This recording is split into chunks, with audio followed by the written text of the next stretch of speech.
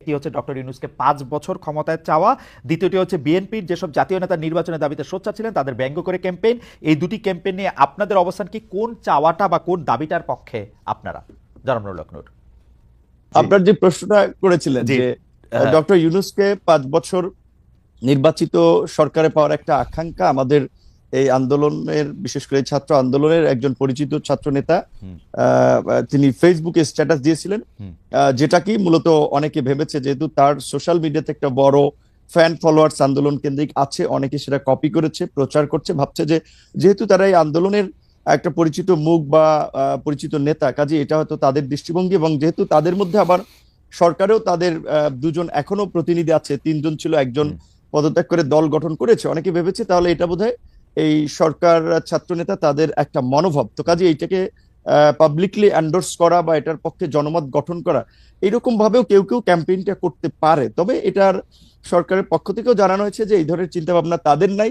দ্বিতীয় কথা, সরকারের যদি থাকেও, এখানে আমি কিংবা সাকিব ভাইয়ের মতো আমরা যারা একটা গণতান্ত্রিক ব্যবস্থার জন্য আওয়ামী ফ্যাসিবাদের বিরুদ্ধে লড়াই করেছি, তারা তো সেটা কখনোই মানবো না। কাজে এই ক্যাম্পেইনের পক্ষে থাকার প্রশ্নই ওঠে না। এবং আপনি কি চান যে, আপনি বলছেন যে ক্যাম্পেইনের পক্ষে, আপনি চান যে ডিসেম্বর বা জুনের মধ্যেই নির্বাচন হোক, সেটা আপনি চান? আচ্ছা, আমার পজিশনটা বলছি, আপনার দুইটার একটু উত্তর দিয়ে আসি। আর সেকেন্ড একটা ক্যাম্পেইন যেটা বলেছেন যে বিএনপির যেসব নেতা ইলেকশনের জন্য খুব সরব এবং সোচ্চার, তাদের বিষয়ে নানান ধরনের একটা ক্যাম্পেইন আবার চলছে, অনেককে হেয় করা হচ্ছে, নানানভাবে প্রশ্নবিদ্ধ করা হচ্ছে।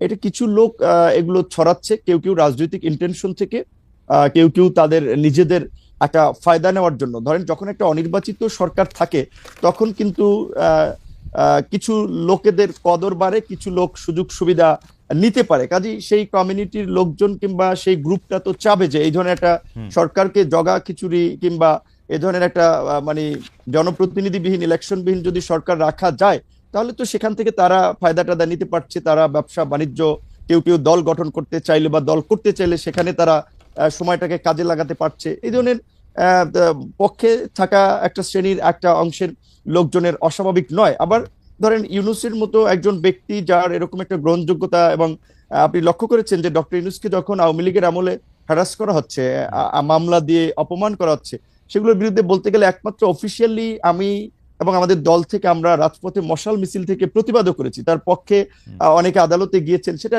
ভিন্ন বিষয়। আমরা নৈতিক জায়গা থেকে তার পাশে দাঁড়িয়েছিলাম। তিনি যে আজকে সরকার প্রধান হবেন সেটা কিন্তু আমরা কখনো কল্পনাও ওইভাবে করি নাই। তো তিনি হয়েছেন, আমাদের একজন পছন্দের মানুষ ছিলেন, আমরা সবাই সন্তুষ্ট, এবং আমরা তাকে সহযোগিতা করতে চাই ওই জায়গা থেকে যে এই অন্তর্বর্তীকালীন যে এই ফ্যাসিস্ট সরকার পালিয়ে যাওয়ার ফলে যে একটা সাংবিধানিক এবং রাজনৈতিক দেশের সংকট তৈরি হয়েছিল, এই পরিস্থিতি থেকে উত্তরণের জন্য এবং জন আকাঙ্ক্ষার একটা অবাধ সুষ্ঠু নিরপেক্ষ নির্বাচন করার জন্য আমরা একজন নিরপেক্ষ ব্যক্তিকে ইমাম বা নেতা বানিয়েছি, যে তিনি জনগণ এবং রাজনৈতিক দলগুলোর প্রতি ইনসাফ করবেন, একটা সুষ্ঠু নির্বাচনের পথে দেশকে এগিয়ে নিয়ে যাবেন।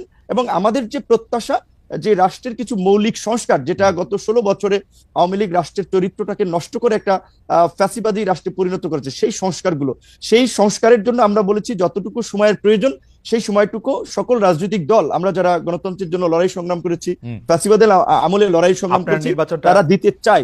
সেখানে ডক্টর ইউনূস সাহেব যেহেতু নিজেই বলেছেন যে আপনার যদি ডিসেম্বর কিংবা বেশি সংস্কার চাইলে আরো 6 মাস তার মধ্যে একটা নির্বাচন হবে। তো আমার মনে হয় যে ডক্টর ইউনূসের কোনো ক্ষমতার লোভ নাই এবং তিনি ক্ষমতায় থাকতে চাবেন না। তবে তাকে ঘিরে কিছু মানুষ একটা প্রত্যাশা কিংবা চাওয়া, সেটা আপনার যৌক্তিক কারণে কিংবা তাদের সুবিধার কারণে চাইতে পারে। তবে ডক্টর ইউনূস আমার মনে হয় সেই পথে হাঁটবেন না, এবং আমার ধারণা ডিসেম্বর কিংবা জানুয়ারি কিংবা মার্চ এপ্রিল নাগাদ এই নির্বাচনটা বোধহয়। আপনি কি চান? মানে আমি ডক্টর ইউনূস এবং তার উপদেষ্টা পরিষদের প্রসঙ্গে এই কথাটা বারবার বলি, ডক্টর ইউনূস আসলে যদি রাষ্ট্র পরিচালনা ক্ষমতায় যেতে চাইতেন সেটা তিনি 2007 সালেই পারতেন, সেটা তিনি চান নাই বলেই এটা হয় নাই। কারণ আমরা সে সময় রিপোর্টার তার গ্রামীণ ব্যাংকের অফিসের সামনে আমরাও দাঁড়িয়েছিলাম যে এরকম কোনো ঘোষণা আসে কিনা, সেটি হয় নাই। পরে তিনি রাজি হয়েছেন, তিনি কিন্তু এখনো আসলে ছাড়তেই চান। আপনি কি চান? বা তার উপদেষ্টা পরিষদের অনেকেও।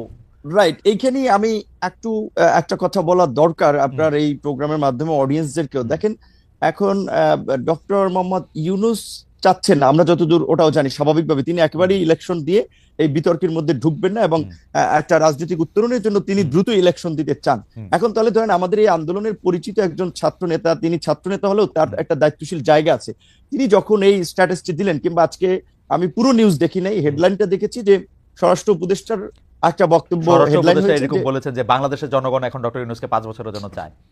Right right. তো এখন এইটা আপনার আমি বলাটা এক ধরনের, আরেকজন বলাটা এক ধরনের, সরকারের একজন উপদেষ্টা বলা কিন্তু অন্য মিন করে। তো তারা এই যে কিছু লোক যে ডক্টর ইউনূসের ঘাড়ে আবার বন্দুক রেখে নিজেদের ফায়দার জন্য একটা রাজনৈতিক, আমি মনে করি আরেকটা জটিলতা তৈরি করার চেষ্টা করছে, কিংবা দেশের মধ্যে আরেকটা অস্থিরতা তৈরির চেষ্টা করছে। কারণ স্বাভাবিকভাবে আমরা যারা গণতন্ত্র, ভোট এবং নির্বাচনের জন্য শেখ হাসিনার এই ফ্যাসিবাদের বিরুদ্ধে 16 বছর লড়াই করেছি, তারা তো যত দ্রুত সম্ভব একটা গণতান্ত্রিক ব্যবস্থার পুনঃপ্রবর্তন চাই। এটাও তো রাষ্ট্রের সংস্কারের একটা অংশ। সেই ক্ষেত্রে ইউনূস স্যার যেখানে বলেছেন ডিসেম্বরের মধ্যে কিংবা প্লাস মাইনাস 6 মাস, সেক্ষেত্রে আমি মনে করি এখন যেহেতু আমাদের সংস্কার কমিশনের, জাতীয় ঐক্যমত্য যে কমিশন, তারা ইতিমধ্যেই সংস্কার নিয়ে রাজনৈতিক দলগুলোর সাথে সমঝোতার সংলাপ শুরু করেছে। সেক্ষেত্রে সরকার যদি চায় তাহলে ডিসেম্বরের মধ্যে নির্বাচন হতে পারে, সেটা কিন্তু অস্বাভাবিক না। আর নির্বাচনটা যত তাড়াতাড়ি হবে সেটা দেশের জন্য মঙ্গল হবে। নির্বাচনবিহীন দেশের গণতন্ত্র, স্বাধীনতা, সার্বভৌমত্ব নিরাপদ নয়।